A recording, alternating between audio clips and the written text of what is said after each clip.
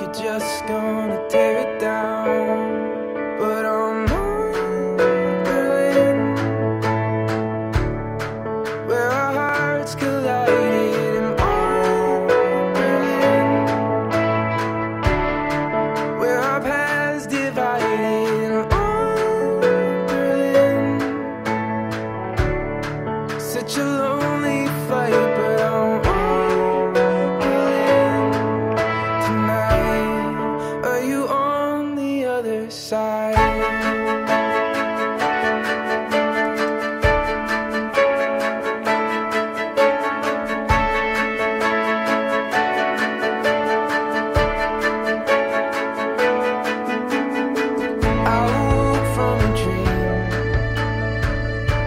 I've been asleep. She stood there before me. She said, I can't save you, so I carried the light to a tower inside. Something here for to tell you, dear, if you wait for me through the night. But I'm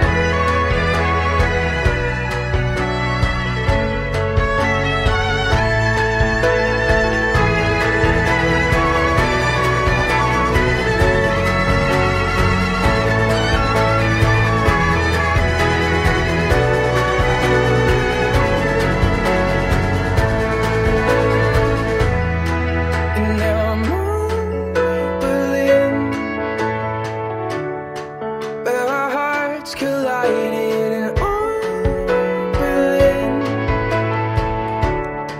where our paths divided, and wondering such a lonely fight. But I'm wondering tonight.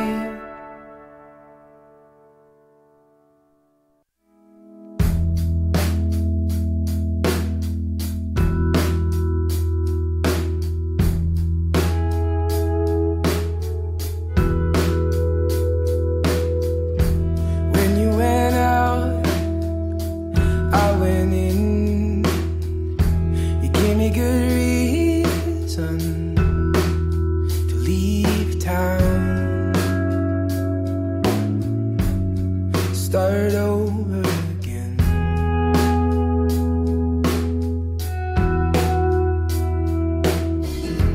When you said no, I pleaded, play with another, help a man.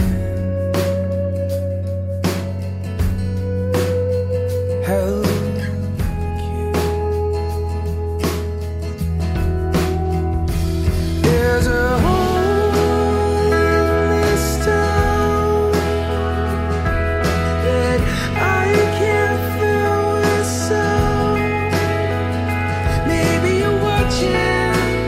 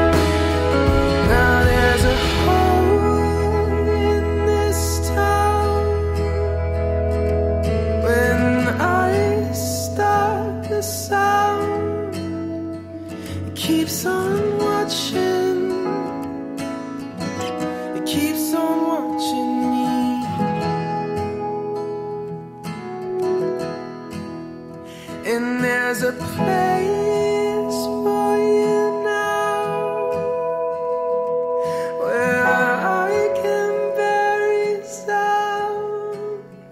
If you could let it be, you could own me.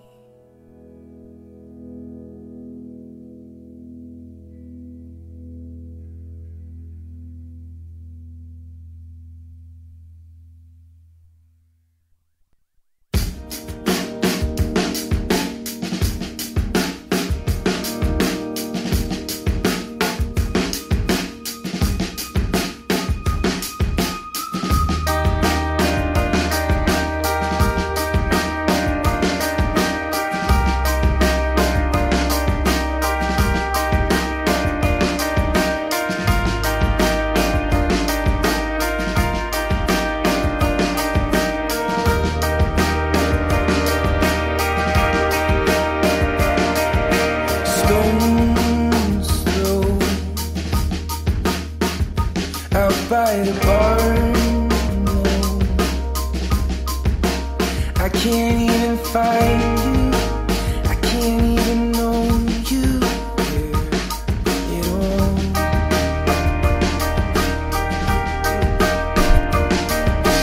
Fine line. Your mic is on. Mine is now on. I'm going to turn this down a little bit so people that are watching can hear us. Hello, check 1 2. Check 3 4. 1 2 3 4 5 6 7. Hello, everybody. Check. That's a microphone. I'm gonna sneeze if you want to mute me for a second. Go for it. Oh, Now you're back up. I think I'm okay. Good. I hope so. Say some words. I already did, and then I sneezed. I wasn't watching though. Now I'm watching. You weren't watching me say words? I was hearing you say words, but I was not watching that over there. Yeah, I just got all itchy. I'm gonna check and make sure we're making noise. I think we are.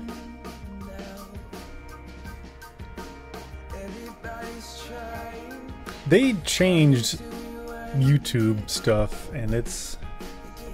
Oh good, there's me picking at my teeth. You knew the camera was on. Yep, there's volume. Good. All right.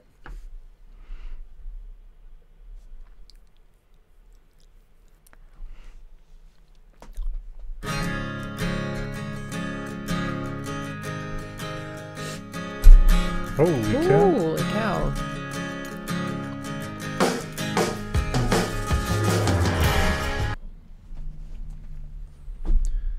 Okay. All right, we got some hi people in the chat. Welcome. I think that's me. And I think the other one is you. I don't think so. I don't know. Maybe it is. Who knows? I'm pretty sure. This bottle is also weird because like the hole at the top is smaller than like what I'm used to. I don't know if Americans just drink their beer faster. Like a Red Stripe? But a Red Stripe has a normal size mouth, doesn't it? I mean, it's been a long time since I've had a Red Stripe, but I don't know. it's different. Oh, It's hi, Micah. Mikey. Hi, Micah.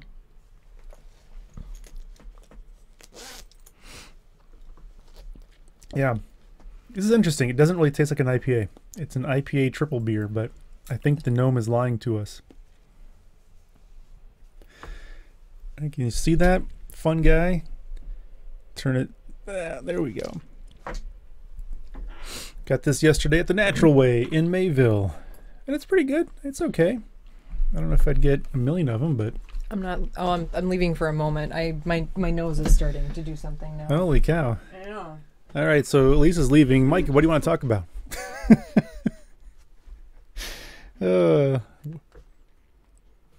This bottle, it's 11.2 ounces, which is odd. I'm guessing that's, what is it? All it has, I don't know what that unit of measure is. 33 cl? I don't know. But it's from Belgium. Cubic liters, 33 cubic... No, liters. This would be not 33 cubic liters. Oh, I wish it was that big, huh? That would be a big beer. I would drink a lot of those, or maybe one.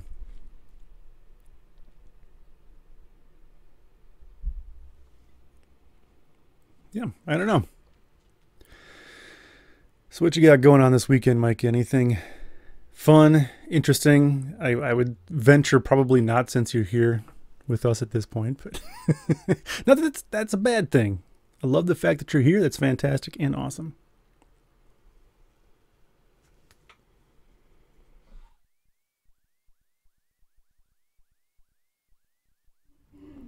Chilling is a great way to spend a weekend. I think that's pretty much what we're gonna do. I was gonna do out and do like a fire pit tonight, but it's raining and stuff, so I might play some Rock Band, and Alisa might play some Rock Band if she would like to, and see how we're feeling, because I'm thinking about doing some Rock Band for my extra life. Oh yeah, Taste of Madison is this weekend. I forgot about that. Is that all weekend? I don't even know when. I think so. I don't know. Oh, I'm gonna turn your microphone back. There you go. Now you can talk again. I think so. I don't know. Oh. But yeah, play some Rock Band, because I'm thinking I might want to do an hour or two of that during my extra live stream, but physically I don't know if I can do that, and I don't want to wear myself out for like the entire 24 hours if I drum for 2 hours. But we'll see. Maybe let donors pick songs and stuff. I'll put a song list up somewhere and people can request songs.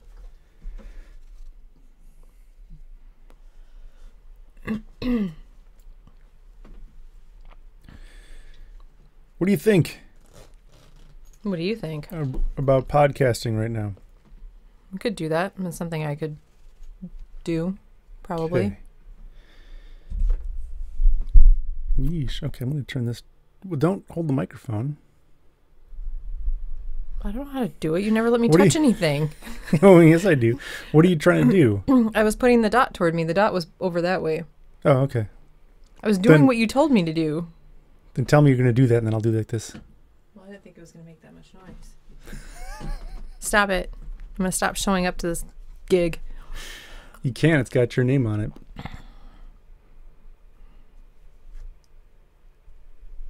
All right. You ready? Make sure that's out. All right. Are you ready? I think so. We can just talk for a while.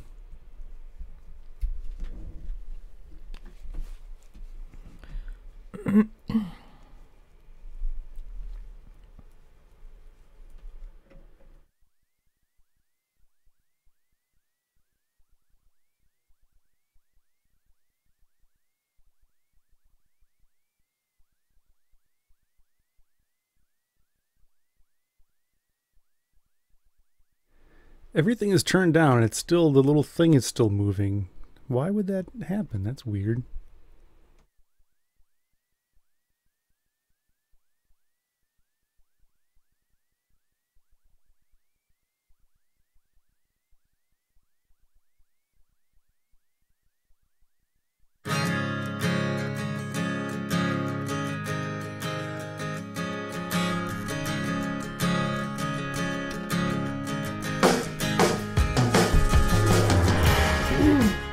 Hello, everybody. Welcome to the Alisa the Yarnista podcast. What's going on over there? I didn't know you were actually recording. You usually Oh. let me know that we're going to go. Should I stop and we can start over? Let's stop and start over. How about that? That'd be great. All right, let's stop and start over.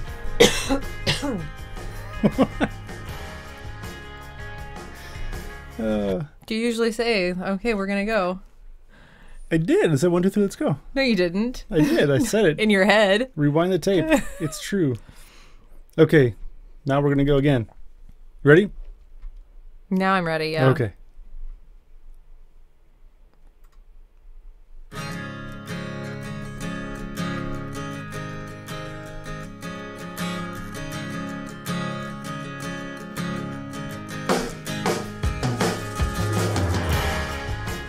Hello, everybody, and welcome to the Alisa the Yarnista podcast, episode number 104. My name is Mike, also known as Big Mike, also known as Hubby and Mr. Yarnista and some other things. And the person clearing their throat by my side, as always, is Alisa the Yarnista herself. What's going on, Alisa? Not much. Knitting on a sock and What kind of a sock trying to is that, clear I my wonder? throat. Do you want to share with the people? Because I bet nobody can guess what sock Alisa is currently working on. You're being a smarty pants. No, I'm not. I'm just saying you're currently working on a project. You should let people know what you're working on. It is my Opal Advent sock. I am almost done with day number 5. Day number 5 from December 2016. Yeah. That's okay. We'll get there. I have until December 1st to finish this stuff up. That's true. Those are the rules that we made. So thanks everybody for joining us here. As always, we encourage you to shop local, but if you're going to do some online shopping and you're going to do that at Amazon, make sure you first go to Alisa. Holy cow. What is going on? We got bumping I'm a and hot mess right now. I don't know. Make sure you first go to alisathe.yarnista.com, and over on the right-hand side, we've got all those affiliate things you can click on. If you click on the Amazon ones, that will take you to Pop Quiz Alisa. Where will that take you? Joanne Fabrics. No, it'll take you to Amazon.com. Oh, okay. When you go over there and you're doing your shopping, when you put stuff into your cart after clicking that link, there's a good chance that Amazon will give us a little commission here at the show, which does allow us to pay for all the things that we need to pay for, such as food. It's coming, winter's coming, so we got to pay for heat. We got to pay for Rollo things, all that kind of stuff. You can help us out by doing that. And if you have any questions, comments, suggestions, anything that you would like to get in touch with us here at the show, you can send us an email. It's not snail mail. I guess if you want to send snail mail, you can send that to Firefly Fibers, 112 Front Street. But if you want to send electronic mails, you can send that to podcast@alisathe.yarnista.com. That'll come to us here. And if you have any questions, we've actually got a Canadian Canoes coming up later on in the show. They came from one of our listeners, one of our patrons, actually. You can do that there, and we will talk about that here on the show. So I think what we're going to do, first off, since we already talked about what Alisa's got on the needles, we keep talking about that eventually when that button goes. What have you been working on this week? I actually started something new because, that's just what I need because there hasn't been nothing under the FO section for we don't need that section a very long time. Yeah, I excel at starting. But I haven't had much time to knit.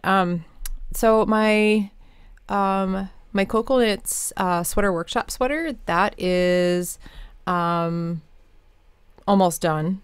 I finished one of the sleeves this last Monday, and I need to just do the other sleeve, and thinking I might rip out the bottom and do some 1x1 rib on the bottom of it. Yeah, because you thought it was a little short. I think it's a little short. Yeah, I mean the pattern I picked is meant to, I think, be worn over like a button up or something like that. So that wouldn't be so bad. Then you could just wear a button up with it, right? Yes, because I frequently wear button up shirts with but collars. You would and if stuff. that's the intention of the sweater, right? Well, this one is going to be a shop sample, so I guess it can just go on a mannequin with a button up under it. Because I do have some button up shirts that I never. I have some wear. you could borrow. I don't wear them. That very might much. not fit right. I don't know. You're a little bit bigger than me. Oh, maybe a little bit. So yeah, it's been a lot of fun. And the Cocoa Knits sweater class, I posted it and it filled in like 5 seconds. Damn, so that should be a good one. So there will be another one coming up. So if anyone is interested that's local in taking that class, we do have, the class does have video instruction from Julie of Cocoa Knits herself. Mm-hmm. So you can send an email to info@fireflyfibers.com to get on the wait list.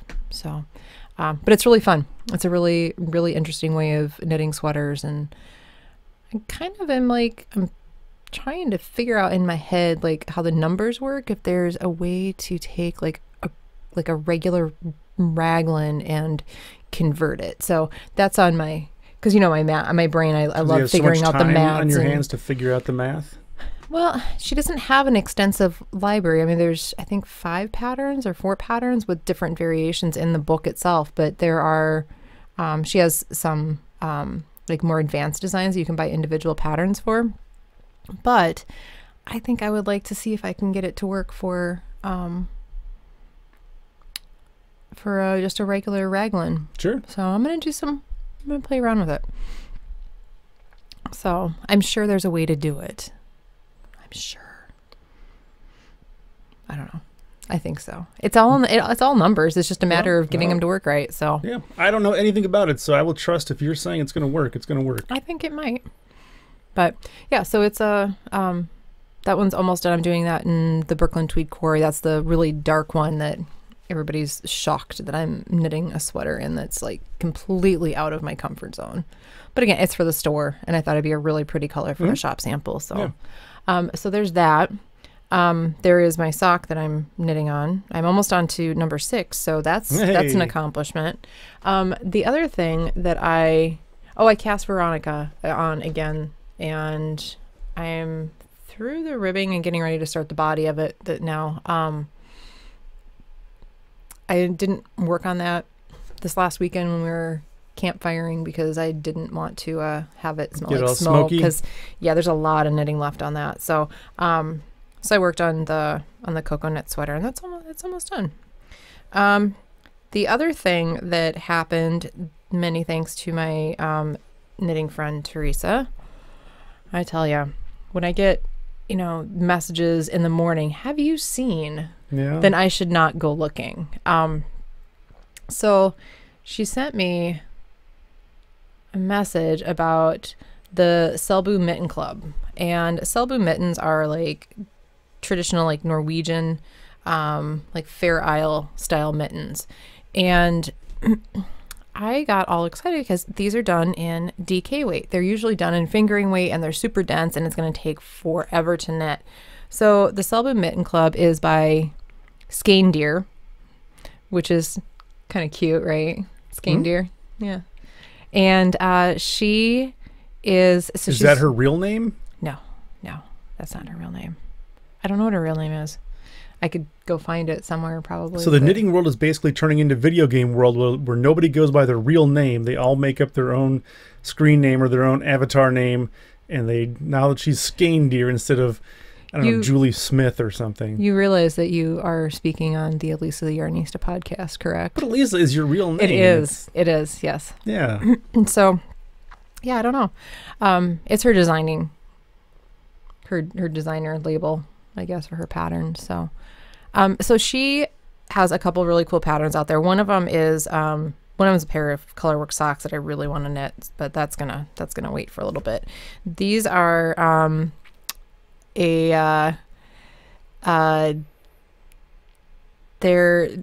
so the club is 4 patterns. It's 18 pounds. So it's about $24 US for 4 patterns. 4 patterns. So you get, and it's not a mystery thing. You know exactly what you're going to knit.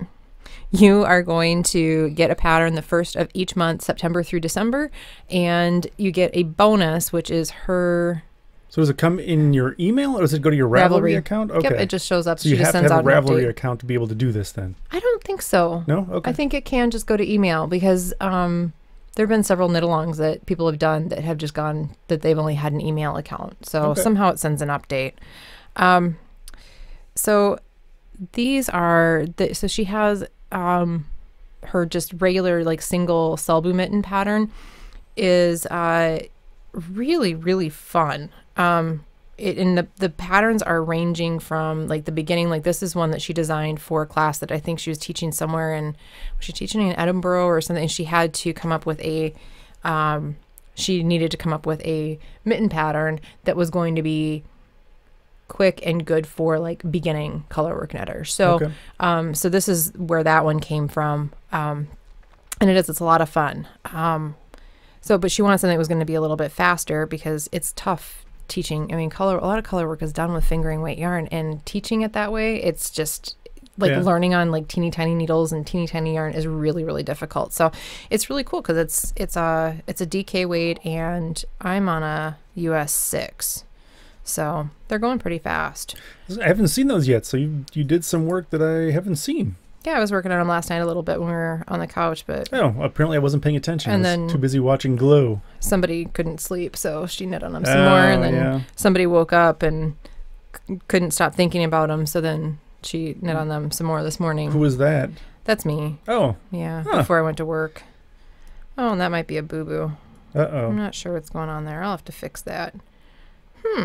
That doesn't look quite right. It's probably fine. Just go Oh, along. actually, it does kind of look right. Yeah, there it you looks go. right compared to that. I don't know. I'll have to figure that out. But anyway, it's a lot of fun. I'm using Brooklyn Tweed Arbor, which is a really good yarn for color work. Because it's not a super wash, so it has a little bit more. It's a little bit meatier, a little bit stickier, and when it gets washed, it's just gonna kind of soften up and fill in any of the gaps. And because color work, honestly, it just doesn't look great right off the needles, so it has to have a bath. It needs a bath. It's like it's getting up in the morning and it has really bad bedhead, so it never looks great. But So will you be making 2 of those? well, yeah, because I have 2 hands. Well, I wasn't sure because you're getting 4 patterns. I thought it would be like your socks and you'd knit 4 mittens and you'd have like 2 unmatched, or you just put them together. You could do that, but crazy. I'm going to match pairs. Okay. So it uses 50 grams each of 2 colors. So it's super reasonable. I'm doing these in Arbor, and then I brought 2 more colors of Arbor home to do the second pair, because you get 1 pattern. She started in August, so you got like the basic okay. Selbu pattern already in August. So, or she had signups. She announced it in August. So when you signed up, you got her original Selbu pattern. September, October, November, December Yeah. are the 4 patterns. So okay. And then the 1 bonus. Got it. And I would recommend, if you haven't, I would recommend just starting with the 1 bonus one, because she's working in order of difficulty from 1. None of them are terribly difficult, but it's kind of That's a cool. good 'Cause idea. she's kind of building each month. So yeah, I'm having a lot of fun, and I picked colors that are They're unusual for you. but they're like fall. Sure. Yeah, they're good. It's like I don't know, what would you call that? Brownish, greenish color. Yellowish. Mustard. Actually, I think it's called tincture. Huh. Tincture, and I think the kind of like rusty color, I think it's butte. Butte? Butte, and it makes Sure. me giggle when I look at the label, because, Like butt? Yeah. Yeah. Yeah. Like Lake Butemore going up to Appleton, because it looks like Lake Butt de Morts, which basically would be like the butt of death, which I think is hilarious every time I cross that bridge. How is this a bridge that we cross? Yeah, every time you go north of Appleton, or I guess You've north never of- told me that. Sure. Well, it's funny. Next time you will not be able to miss it now. I will not. We might be going that direction next week. We might. We'll see. Yeah. So it's fun. These are a lot of fun. She said that she can do, she has a podcast episode talking about launching it and everything. And she said that she can get 1 done in an evening or 2. So Okay. it's a club. So it's not a huge time investment. Like,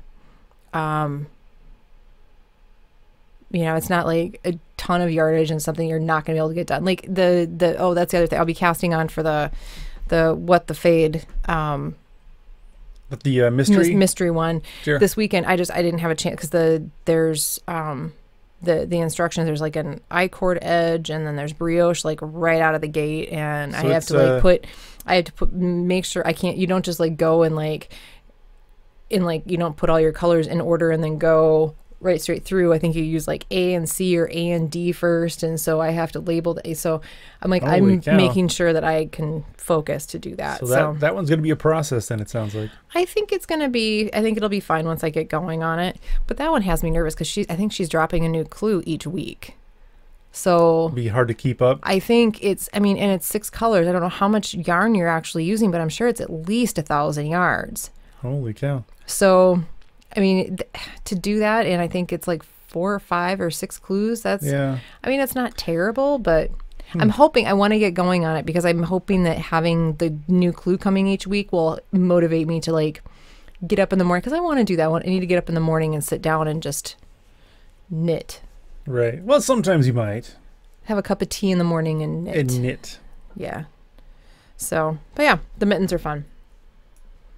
I'm really enjoying it. And my What the Fade colors are completely crazy. They're very, when I saw you post that picture, I'm like, who is this for? Because that's not something that you would normally ever pick. I'm glad you did because there are a lot of fun colors and they go well together. I think it's going to be a blast to knit it, but yeah, you thought I lost my marbles. Well, it's very different from what you would normally do. Yeah. There's some people that were maybe a little concerned at knitting and laughing at me because I've clearly lost my marbles. So, yeah, but that's what I'm working on. I don't think I have anything else. I want to because it's cold out this weekend, so I'm hoping to maybe get back to my alpenglue. Today it is. Tomorrow and Monday it's not gonna. It's gonna be upper 70s again. Oh, that's right. Yeah. I don't have a motivation to go back to my alpenglue because it's not like cold out, but I know I need to do it. That's not far off. That's the cold is quickly approaching. For those people who watch Game of Thrones, winter is coming. I guess even if you don't watch Game of Thrones, it's whether you want it or not, it's on its way. You don't watch Game of Thrones? No, I don't, but a lot of people do. We watched the first few episodes. I have them. I haven't watched them. I just feel like I started watching them, but too daunting. Too daunting? Too daunting. There's so much that we've already missed, and I feel like from what I've heard, there's so many characters and things going on, but it does sound, what we saw was really good. Well, I have the book, I have the Kindle books, I have the audio books. You can get all caught up. You can watch them. I have them on my iPad. You can watch them. You have all of them? How many Not seasons all are of them. there? I think I have 4 or 5 seasons. Well, maybe we will. How far did you get? As far as you did, because I don't think I watched any further than you, because we were watching together, and I don't go ahead when I don't watch ahead when we're watching something together. You know what I just found out yesterday? No. What? Or the day before? Supernatural is up through like 12 seasons or something. No, they're on like 13 now. 13 or 14. It's crazy. How you remember when we keep that show going? You remember when we first started watching it? I mean, we were like super excited. Well, it's a good show, but I just don't know what they're doing for. You only got through 13. We got through 7 of them or something. Maybe not even. I don't think you did. No, I think I've gotten further on my own than we did together. Thankfully, they're not as scary now. No, well, yeah, the show took a turn. It went from these monster type urban legend kind of things and monsters and vampires and werewolves and that kind of stuff to some kind of weird just fighting the devil, just like angels and devils and the world is ending kind of stuff. It was pretty intense, but yeah, and then maybe it's some comedy. The two of them are of course they play so well off of each other. It's just the time too is man, there's 12 seasons, each episode is 45 minutes long. That's a lot. I just got done watching The West Wing again for, I think, the 3rd time, and there's 7 seasons of that. Yeah. That's a lot of time. But if you would like to purchase any of the things, I'm completely lost. Brooklyn Tweed was what I was looking for. If you're trying to buy anything like that Brooklyn Tweed or the Cocoa Knits books or whatever you're looking for, go to fireflyfibers.com because that, of course, is the local yarn shop that Alisa and I own right here in Beaver Dam, Wisconsin. And you can find all that stuff there. And Alisa's got a whole list of things that she wants to talk to you about because there's some new stuff going on right now. Yeah, it was just a ton of, it was an amazing week for fall publications, I think, is what it just all kind of equated to. So we had Pom Pom issue 22 came in, Mason Dixon, the Field Guide issue 4, Log Cabin, that came in, Taproot issue number 23 came in. We have interpretations from Hohi and Vera. We have what is that? I don't think I've heard of that. 3 and 4. Those are those little books that we have in the front of the store. They're like little collections. Oh, they were doing them just as ebooks, and then the kind ladies at Pom Pom are publishing them for them now. So yeah, so I don't think I remember those. They keep selling out every time I get them, and they sell out. So I order some each time I get more Pom Poms in. We still have some issues of Lane number 2, and I think the new one should be out later this month. So. It like I said, it always amazes me because we get stuff from Lane in Finland faster than we do from the West Coast. Yeah, I'd be curious to know how that process works. Or is it it was in Germany less than 24 hours ago, and now it's here. Was it just lucky timing that there just happens to be a plane coming across at that time? Because otherwise, twice in a row. Yeah, I don't know. I mean, it's maybe super just fast. got lucky. I think a lot of it, because it ends up coming in on the East Coast, it takes less time for it to get here from the East Coast than the West Coast. It doesn't have to travel, because I think everything that we get that takes forever to come from the West Coast is coming UPS ground. So what does it come from the East Coast? It doesn't take as long to get stuff from the East Coast because it's not as far. Because it's coming ground? No, just because the East Coast area is it's far. closer, but they're both coming ground. I don't know how the stuff comes from Lane. I don't think it probably isn't coming ground, considering it's going across an ocean. No, but it's not flying directly to Beaver Dam. No, because it's weird because it goes through like Finland's customs, and then it ends up in some place in Germany, and then it's like here the next day. So yeah, that's weird. I'd like to see that process, how that works. Literally, I get like a shipping notification on Monday or Tuesday, and it's here by like Thursday or Friday. That doesn't even seem possible. No, it's magic. I'm sorry, it could have something to do with like, things don't show right in the tracking because of time zones, but regardless of when I place my order, it's not like I didn't place it in, the past. Because it's at least, what, I don't know, 10 or 12 hours just to fly across the ocean? Yeah. And it's here in like 2 days? Yeah. That it's amazing. We live in the future, people, where you can order things and they show up 2 days later from an entire different continent. Yeah. It's pretty incredible. But yeah, the new issue of Lane should be coming out. And then we'll have some issue 1s in stock again too. And then I just got some notice on making issue number 4, so that'll be coming out pretty soon too. I didn't have a chance to look at the email for that. So I saw that it said, here's a sneak peek, keep it under wraps, and I'm like, well, I'm going to go do something else for now because I can't say anything. Talk about it, might as well don't even look at it. I can't share anything about it right now. Right. Because why go through that temptation of looking at it and seeing what it is, and then no pre-orders, no nothing. Be quiet. Shh. So we will stop right there, and we're going to go to a completely different subject that is not talking about what we cannot talk about. We're going to talk about what Alisa's been doing in the kitchen. Alisa the Cookista. That seems like that's not a good word. That was not a good word, no. The Chef-ista. I have to make it rhyme. You do? And so I did. So I made, and I was drooling over these. Of course, it's Michelle Tam of Nom Nom Paleo.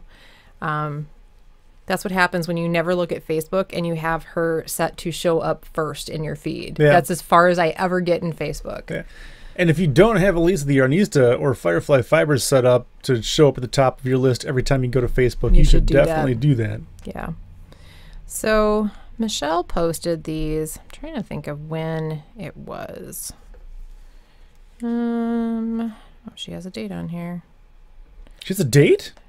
I thought she was married. Don't tell Henry. Oh, poor Henry. Okay, anybody listening to this, if you're listening to this podcast, don't tell Henry that Michelle has a date because he would be very upset. Which is actually a large part of the plot of Glow, which we're, 8 episodes into? We've got 3 left. If you're not watching Glow on Netflix, you should watch Glow on Netflix. So apparently this came out 5 months ago. What? So the recipe for this. Okay. So they are, and there are a few things that I have really missed eating. And some of those have been like the flavors of like some Asian foods like wontons and stuff like that, because they're just wontons and dumplings. These are basically they're wonton meatballs, and we didn't do them as meatballs because she had a note that said, oh, you can fry them in a pan and have them as sliders on some romaine lettuce with some sriracha. And I'm like, that sounds delicious. That's what we did. So it was really interesting because she said that she tests her food, like, and her family. Her family gets to eat the same thing over and over and over. And she said this one, she put everything together, and she said rarely does it ever, like, it's like perfect on the first try. Well, but then how do you even know if it's perfect?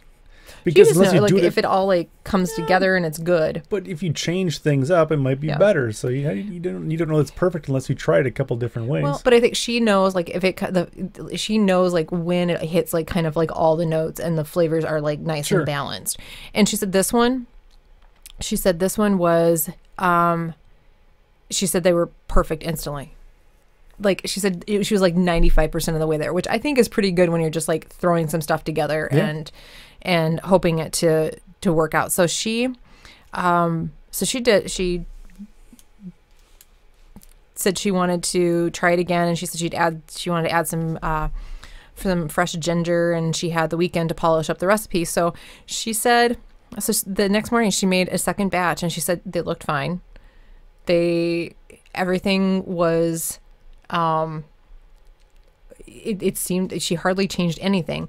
She said they tasted exactly the same, but she said the texture was so off-putting that her kids would not even eat it. Picky kids. Yeah. So she said her and her husband, they ate them, and I don't know. And they said, you know, what did you do to the meatballs? And she didn't know. So she says she made tray after tray all weekend long. So yeah. So if you, I like leftovers, but I think if I was making like the same thing over and over and trying to get it to work, and then we had to eat like gross textured meatballs all weekend, the same meatballs for like breakfast, lunch, and dinner. Yeah, she doesn't make that many of them though, does she? I don't know. They wouldn't last long. I would eat them. So she said, how long did it take her? She had nightmares, and she said the flavor the flavor profile remained fantastic, but the texture was so off-putting and so different from the original batch that I knew something was terribly wrong. Did I just imagine that the first meatball was delicious?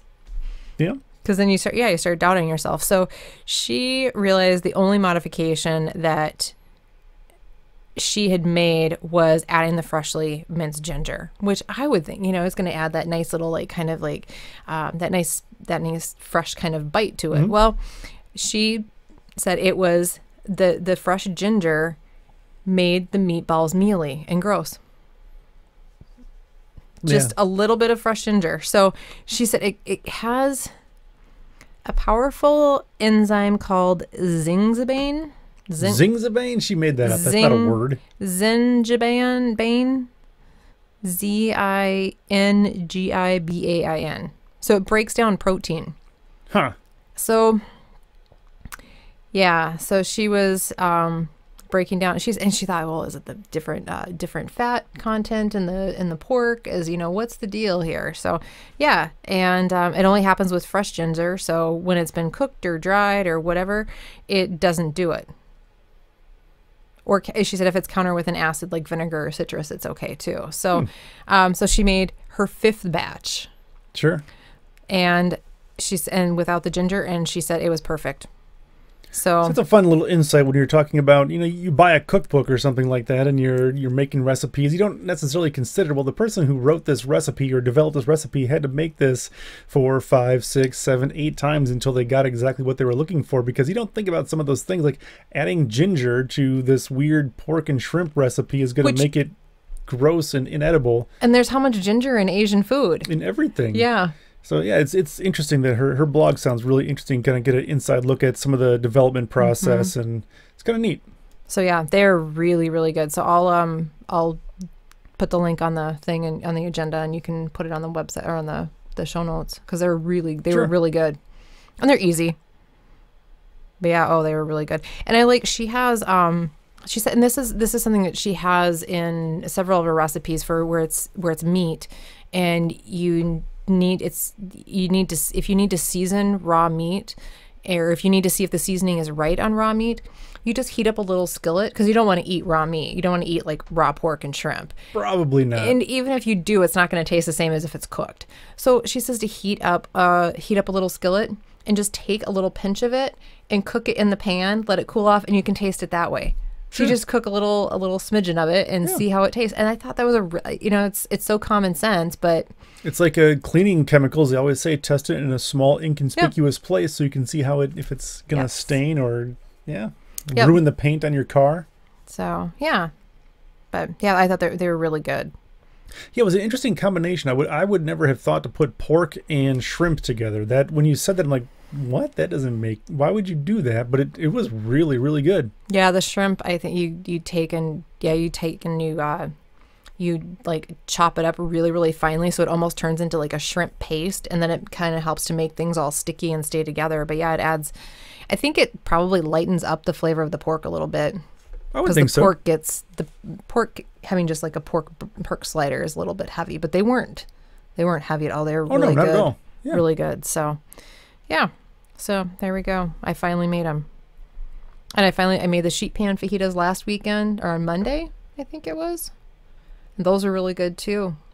Sheet pan fajitas. Yep. Those are really good. Yep, and those are really good. Those are really easy too. Yeah, it didn't seem like there was what do you call it? Tortillas took some doing.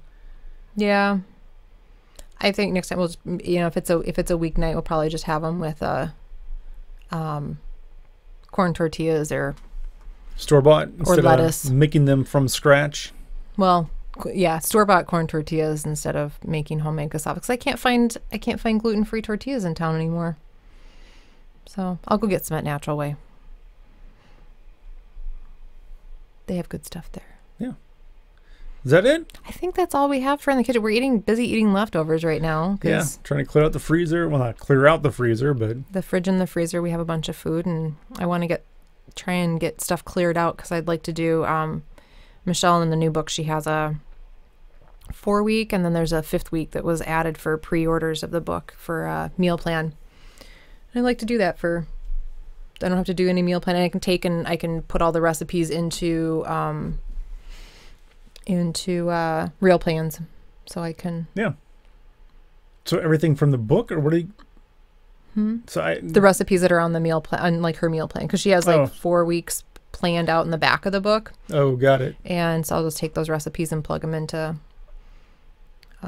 real plans, so I have a grocery list and I don't have to have a cookbook out. And, there you go. Yeah. Meal plans, another thing you can click on the right-hand side of AlisaTheYarnista.com. So do that too, because A, it's good because you can plan your meals, but B, it's good because we get money. It's worth every penny. It is. It really is. It is. I mean, I figure what it costs. I think it's $72 a year, and then I have 2 or 3 add-ons, so it's about $100 a year, and it's less than $10 a month. And I know with that, we save at least $10 a month in groceries. So we probably save $10 a week on groceries with that. Yeah. Because I have stuff left over, I can take and just move it over to the next week. So I should do a demo or something on that, huh? Yes, I've got some plans. Oh boy. Kind of. Oh but boy. We'll see. We will see. We'll talk about that when we're not live. We'll take that offline. We'll put a pin in that. We'll put that in the parking lot. What other kind of corporate jargon stupidity can I say to say we'll talk about that later? I don't know. You would know. You're from the corporate world. Yeah. Escaping the corporate world, we're going to talk about some knitting canoes. We had all kinds of stuff this week, and we're going to start, we're going to start with, oh, goodness gracious. I did this I'm sorry for everybody who's not watching this right now, because I had this all set up earlier, and now there we go. The window is all out of place and the wrong shape and size. So, the first one comes to us from Jennifer by way of email at podcast@AlisaTheYarnista.com. And this is actually a story we kind of talked about a little bit a while back, but I did not know that Althea Chrome is her name. She does this micro knitting of little teeny tiny sweaters and hats and gloves and mittens. And when I say teeny tiny, I'm talking she's like knitting with thread and doing color work. And we had a story about that, but this is a link to her actual website where you can go and you can actually purchase some of these garments that she is making here. And you can see on her index finger, she's got 2 gloves on there, complete with fingers and color work on them. And you can buy all these things. And here's one. She's kind of got her pictures grouped by, category and whatnot. This one is 80 stitches to the inch. So she's got these. I don't want to knit mittens with like 5 stitches to the end, or yeah, that's. And these are colorwork sweaters. She's got. You can buy a pair of earrings with sweaters inside. So the little clear, I assume, glass globes with the sweaters inside. And so if you want to go and you can do some shopping and look at some of her wares, those little earrings, again, these are earrings with sweaters in them, $800. Micro cardigan with buttons and pockets. Buttons and pockets on this little teeny tiny cardigan, $400. She's got complete sets with hats. It was a hat, mittens, and socks for was $1,600. An argyle vest for $1,800. I can't even imagine the work that goes into knitting an argyle sweater. I mean, it's just crazy.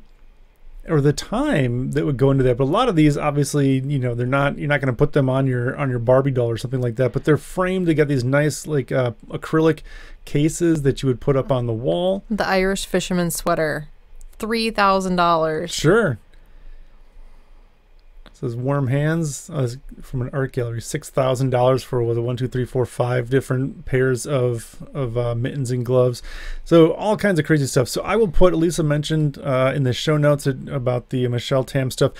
For those of you that are not aware, all of these knitting news stories that we talk about and some other things sometimes, I put all of these, go to alisattheyarnista.com/podcast where all the players are. So for those of you that get it kind of on a weekly basis, whether through iTunes or I think on Stitcher, if you get it through there, if you want to look at these things in more depth, whether it's the stories or pictures or whatever it is, you can go to alisattheyarnista.com/podcast, and underneath each of those players, I will put links to all of the stories that we talk about, so you can see those. And I say that because our next story is they're going to want to look at it. They'll want to listen to it. It's actually, there's a podcast, what's it called, Drive or something like that. This one's out of Australia, and it's like a 2-hour podcast. This is a 10-minute segment. Out of the middle of it, knit a pouch, save a Joey. So of course, if there's ever any stories that I find that people are knitting charity things to help animals, especially baby animals, that's going to definitely show up on the show at some point. So this one is about helping out baby kangaroos, of course, joeys, that maybe have lost their mothers through some misfortune. But many people would like to help our wildlife, but are unable to commit to animal rescue or care. Can help by making pouches or linings. Knitting a pouch or constructing a lining is quite simple, and they are easy to post, says Justin McKee from WIRES, which is Wildlife Information Rescue and Education Services. This is out of Australia, so if you're in the U.S., this may not be necessarily possible for you, but it's a neat program. So they're looking for people to knit the pouches, but they also have a interior lining that goes kind of on the inside. And when I didn't listen to the whole 10-minute segment, but I listened to a lot of it. What they're really looking for is people to kind of knit the outside. And of course, when you go to the podcast version, it's got some fun pictures of the pouches, and it's got a couple pictures of the little joeys sitting in the pouches, and they look nice and snugly warm. So I'll post that. Again, maybe it doesn't play necessarily well or perfectly on a audio podcast, but I thought it was still fun and something I'd want to bring up, so you can go and look at it on the page. Can I knit a pouch and get a joey to put in it? Probably. I would bet. Well, I don't know. Maybe not. Maybe it probably wouldn't ship quite so quickly from Australia as it does from Finland. It's a little further away. Well, there was a lady here in Beaver Dam that had a kangaroo. That's right. She did. It was in McDonald's or something, wasn't it? Yeah, she said it was a therapy animal, and she was asked to not be there anymore. I think she may have been lying. I had a friend that went to the vet one day, and they were getting their dog out of their car and looked over, and they're like, oh my gosh, that's a kangaroo in a car. Where would you even... You don't usually see kangaroos in... No. And where would you get a kangaroo? Apparently it's legal, I think. It can't be legal. I don't know. I found out from somebody yesterday. Who told me this? A friend of mine, her husband got her a pig. And apparently it's legal. It's legal in Wisconsin. You can have like a tiger if you want. No. But you have to have like a 10-foot fence, and you have to have there's like all this sorts of like regulation that goes along with it. And I guess a tiger is like only like $4,000 or $5,000. I can't believe. I don't want a tiger, But yeah, she said it's legal to own a tiger. That, I guess, well, Mike Tyson, I guess, had one, but he didn't live in Wisconsin as far as I know. No, I think it's probably too cold here. Huh. Yeah, so apparently you can, yeah. But That- I don't know about, well, that petting zoo that was on the way to work. I don't know if it's a petting zoo anymore. I don't think so. There's no signs or anything up there. They had kangaroos. Did they? Mm-hmm. Yep. Where the heck do you get a kangaroo? I don't know. That is really, huh. So anyway, if you would like to listen to some of this, yeah, it's there. I'll post it on the show notes. Don't get a tiger. I want a kangaroo. No, they kick. Do you ever see that one guy boxing the kangaroo who was going after his dog? That was a bad idea, but I think he won. Rollo would not do well with a kangaroo. I mean, he's afraid of everything. Pretty much everything, yeah. That would be a bad move to get a kangaroo for him. All right. Next. There we go. So this is a really interesting story. So blast from the past. Do you remember what classic ads these characters starred on? So apparently this is a story coming out of the UK. As Shreddies. So Shreddies, apparently it's a British cereal. It looks a lot like Chex, like corn Chex or rice Chex or whatever. But as Shreddies prepares to kill off its cute knitting nanas, we present other advert characters that will be waiting for them in the TV graveyard. But do you remember where they're from? So there's all these things. But so apparently this ad campaign started in 2007. And since they've been busy hand knitting, so they're hand knitting each of the malted breakfast favorites, and even appeared on Britain's Got Talent as part of an advertising campaign. So this campaign has been going on for 10 years. And so the idea here is that these women are knitting each of the little breakfast cereal square things individually, and it just seems super fun. So I've got one of the commercials here on YouTube that I'm going to try to play real quick, and it's just super fun. What's the secret to the great taste of Shreddies? Only Shreddies are knitted by nanas. Oh, that one looks yummy, Ruth. It isn't easy to knit the perfect taste everyone loves. Shreddies needs a nana's touch. The secret recipe? 4 layers of whole grain, lovingly knitted into one delicious square. That's secret, love. That's Betty, our top knitter. Less chat and more Shreddies, ladies. Another perfect batch. Ship 'em out. Eat up, everyone. We'll knit more. So that's super cute. So, there's a whole, I mean, they've been doing this for 10 years now, so there's a whole bunch of these with these ladies. I don't know if it's the same ladies for the entire 10 years or how it worked, but it's super cute and super fun. So I will post these along with everything else in the show notes. Post a link to the Shreddies UK YouTube channel. So if you want to go in and see more Shreddies commercials, because why would you not want to see more of those commercials? I will probably watch several of them tonight. They're just really fun. And yeah. They're very cute. Yeah. That seems like a lot of time to make a bowl of cereal, though. Well, they're grandmas. They're very caring and loving, and they want all the children to have very healthy and nutritious and delicious cereal. I don't know what it's being replaced with. I think they showed on here what it was going to be, but it was not nearly as much fun from what I remember here. Oh yeah, no, we don't want to watch that. It was not fun. Basically, it's are you Shreddy or not? And the guy who eats Shreddies, his day goes really well, and the guy who doesn't eat Shreddies, his day goes horribly, and everybody's after him by the end and trying to beat him up. Well, which also sounds fun, but not nearly as fun as a bunch of old ladies knitting your cereal. Yeah. So I'll post that one because you'll definitely want to watch more of those for sure. So the last thing kind of talk about is an interesting take on a subject. So of course the big news this week and for, well, I guess over a week at this point is Hurricane Harvey and the flooding that's still going on and still happening throughout southeastern Texas. Of course, everybody talks about Houston being the largest city in the area, but of course there's a lot of outlying communities, suburbs, and even beyond that, of course. And then it went back out and made landfall a second time in Louisiana. So there's a lot of people under a lot of water having a lot of issues right now. So this is a really interesting perspective, I guess, on how we can help or how people can help out the people in those communities in that part of the country.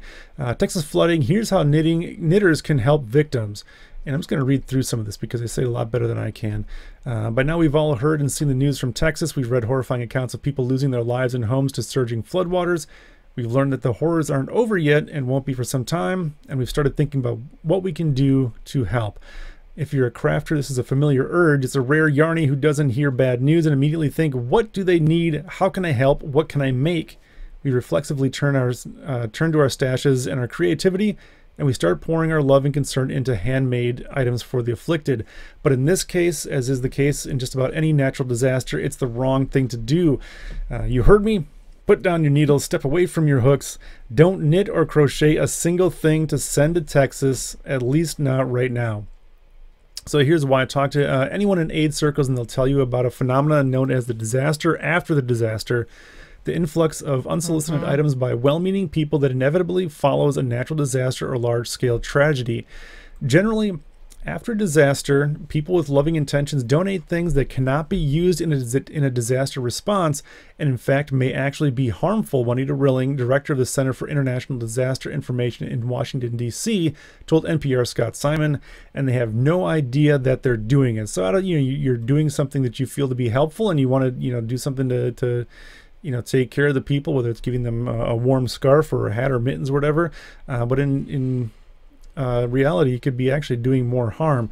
In Houston right now, for instance, the infrastructure is a mess. Flooding makes many roads impassable. Tens of thousands of people are homeless. Emergency responders are stretched to the breaking point. The local economy is being battered as merchants reel from their personal and professional losses. Flood victims are struggling to get by day by day, putting one foot in front of the other as they try to grasp the enormity of what's happened and the hard work that lies ahead.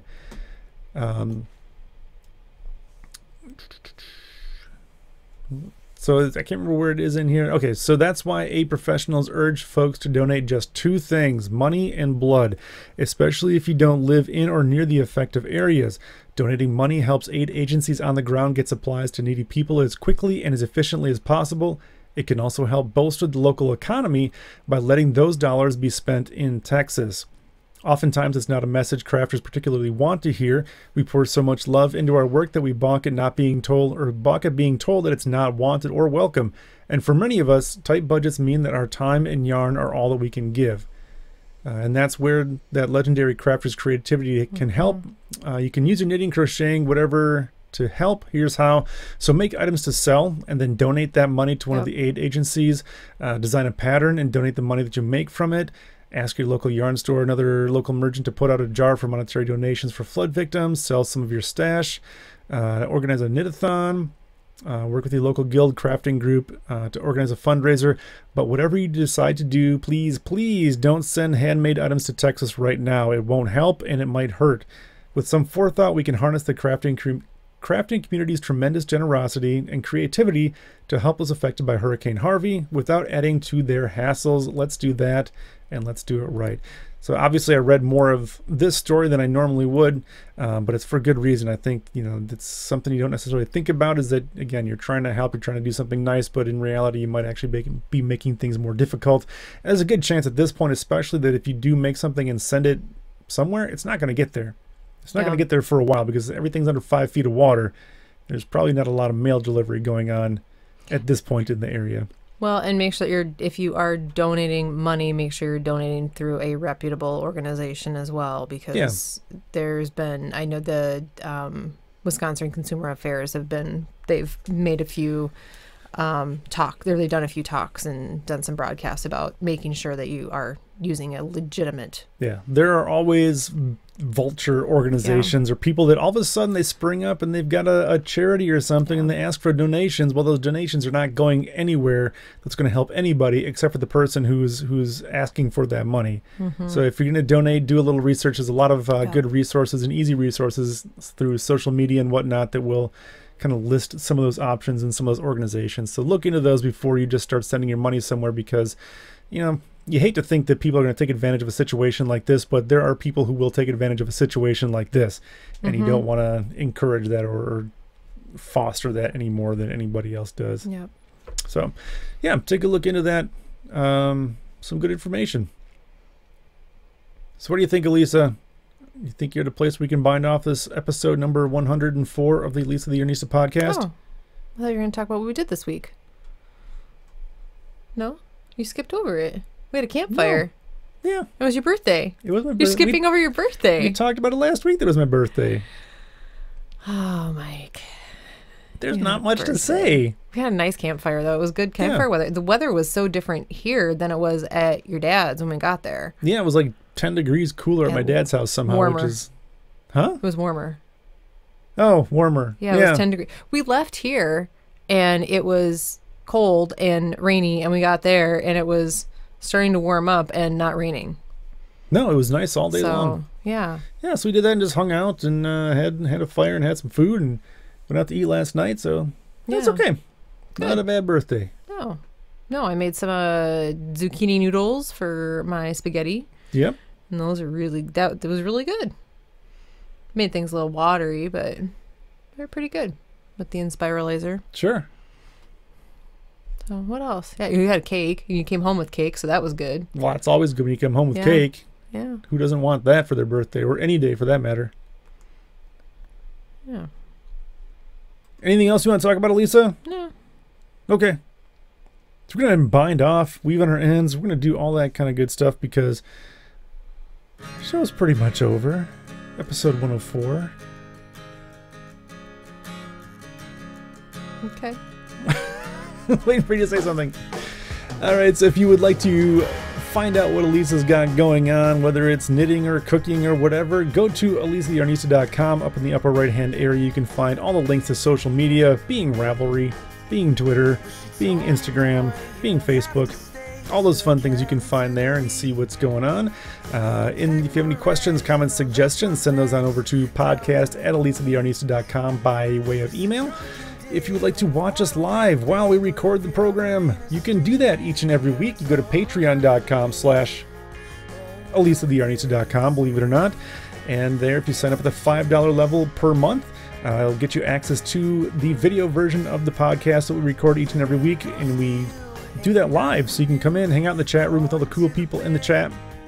And we also do before and after the show. We always kind of have weird conversations about random things, and you can take part in those as well. I think that's all the things I want to say. Okay. That's all. I don't have anything else to say. You have nothing else? We're good. Elisa's done, so we're going to go ahead and bind off episode number 104. Take it easy, everybody. Have a good week. We'll see you next week. Cheers.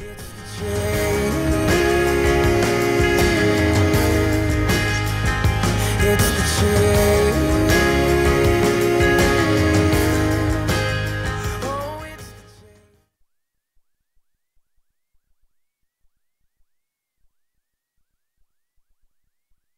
change. And what am I supposed to do for 3 days? Sit home and knit?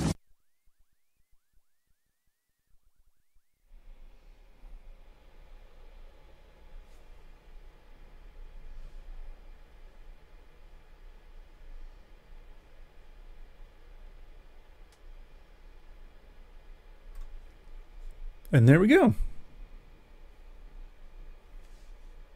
Who are you talking to? People.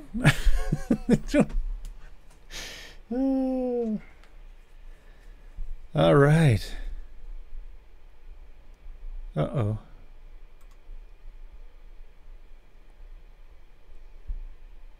Mike, I am surprised if you're still there. I'm surprised you watched Olive Glow. I wouldn't think that was a show that you would be interested in watching. It's pretty good, though. Yeah, what did he say? He said he didn't think that you would like it? He was joking. Oh.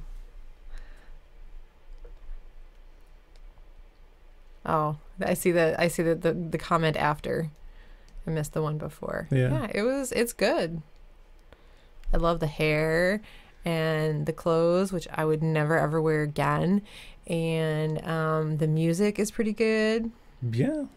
Music and the makeup, and it's a good show.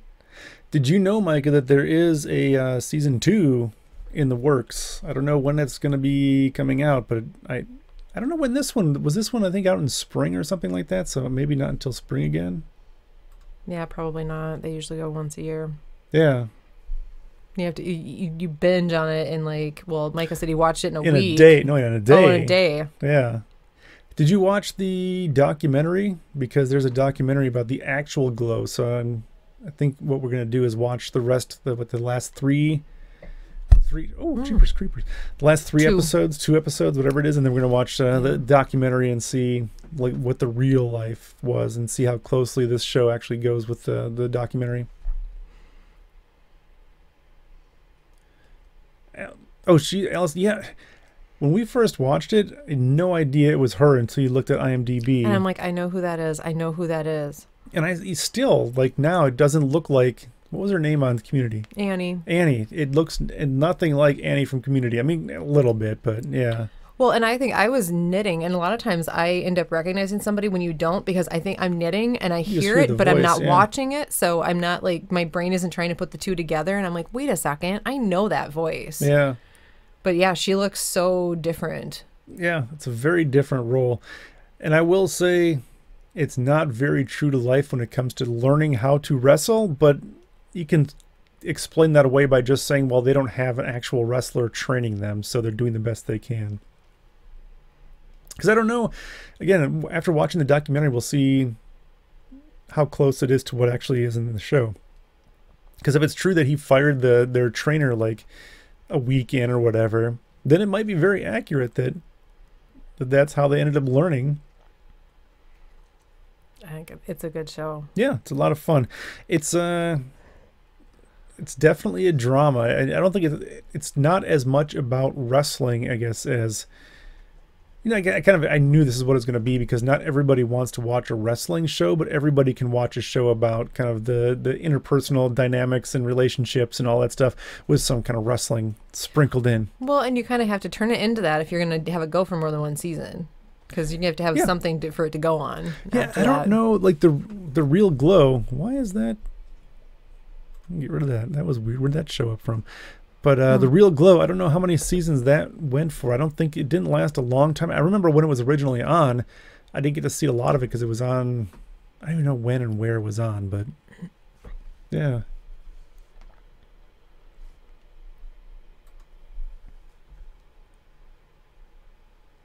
What you looking for? I'm just looking to see if it says anything about when the next season is? Yeah. Well, no, the aired on Saturday mornings in the U.S. in the late 80s.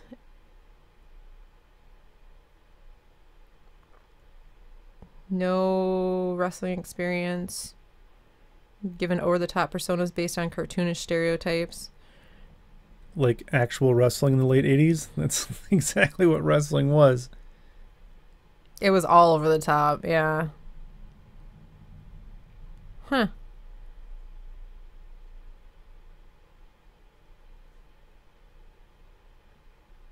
Oh, look at that. Yeah, it'll be interesting.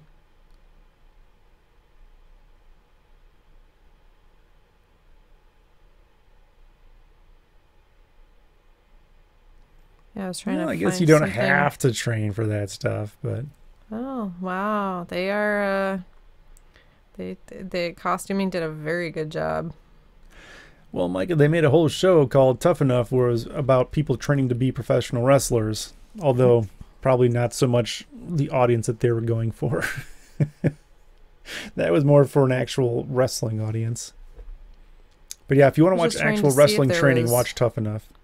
Just at least seeing the first if few it said anything seasons. in here, like how long the original series went, but I don't see anything. I would imagine that's in the documentary. Well, I thought it might have said here, yeah, it was a thing that, you know, from 88 to 90 or whatever, but it doesn't say that, so it just says late 80s. What would be really cool is at some point if Netflix would pick up, somehow get access and the rights to the original episodes of actual Glow and to see some of that stuff. I think that'd be pretty funny. Oh. Never expected to be a success. The league quickly became a hit in the United States, airing on millions of TVs across the country from 86 to 90.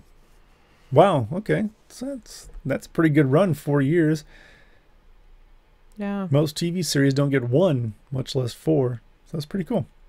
Oh, there's an original 85 pilot here, a video. Well, that's not a very good way to have your face paused. Probably should have picked a different screenshot for that.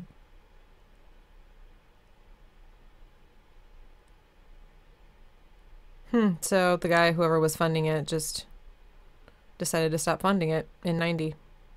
And that was it. So we'll have to watch the documentary. Yeah, there's a I don't know if it's still going on or not. It might not be. It might be done now. But there was a guy. Oh, where was he? Somewhere in the South, Texas, maybe. I don't remember where. Somewhere in the South, and he won the lottery. So he had all this money, and he started a women's wrestling promotion. He called it WrestleLicious, and his like big. He got in Jimmy Hart, so brought Jimmy Hart in to kind of be the name that would drive the thing. And I never saw any of it. I don't know where it aired or what happened with it or if it's still going on. But, I mean, if you win a lottery, why not? That's basically what the guy in this show did is he's got some money, so he decides, I want a women's wrestling thing, and that's where he put his money. That's a good show. It's pretty good. Should we stop this now? Yeah. Okay. I don't know what we're going to... Well, we can go knit. Well, I can go knit. I got to put this all together and... I can go watch the last 2 episodes of Glow. No, not without me you can't. I'm going to go watch the last 2 episodes of Glow. I'll let you know what happens. No, that's fine. You can act it out for me. I'll fill it in for you. Sure. Oh, well, yeah, I'm sure me acting it out would be highly... Now, that would not be a drama. That would definitely be a comedy. It'd be a bit of a comedy. All right. Bye, Micah. Is anybody else hanging out in there? Probably not. Oh! Oh, no. Elizabeth. Hi, Elizabeth. Great timing. You can go backwards and you can watch from the beginning. How about that? You just don't get to chat with Micah, unfortunately. All right. So we're going to wrap up. Good? Yeah, I'm good. So, Elizabeth, I will say this since you are here, that I think I'm just going to continue sending the emails for the entire month of September. Okay. Because I just feel like it. So... Even though you missed this one, you'll continue to get them through the end of the month. So definitely come back any Saturday that we have these going out.